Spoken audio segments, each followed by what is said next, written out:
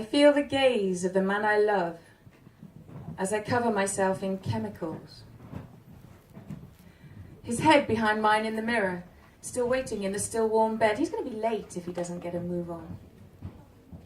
He watches as I paint my face. Foundation, concealer, powder, and a spray to hold it all in place. Perhaps today's a day for eyeshadow, eyeliner, mascara, eyebrow definer.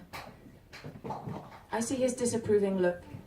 He says I don't need all this muck, as has every man I've ever had. But somehow we never manage to believe them, do we? After all, the women that our screens and magazines sell to us and our men as beauty, how often do they appear au naturel? Not 10 minutes ago, this man opened his eyes next to mine. He sees my skin in its post-sleep virginity before I get up, get dressed up, made up and dolled up, as I do every day, except perhaps Sunday, when there's only him to see me. He's seen all my permutations of nakedness, in health and in sickness, my transformations, deformations, and various sizes of dress.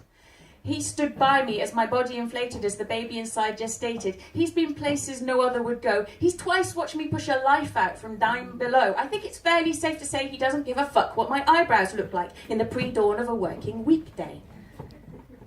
And in 5 minutes we'll go our separate ways, not to really see each other again until our heads meet once more on the pillow, once more undressed and cleansed and ready to do it all again tomorrow.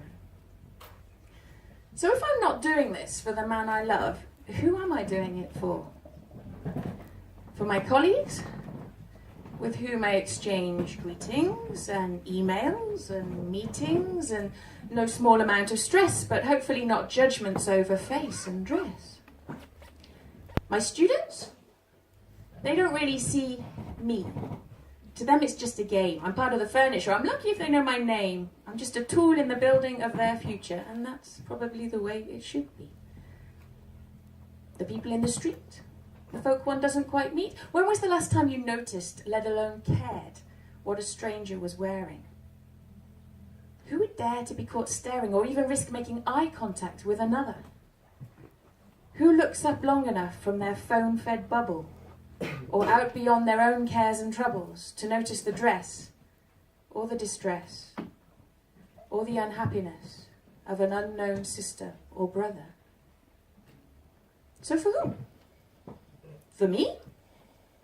Is this makeup like the childhood game of dressing up? The pleasure and comfort of let's pretend, of playing a role, a princess, a pirate, a cowboy, a working mother with everything under control?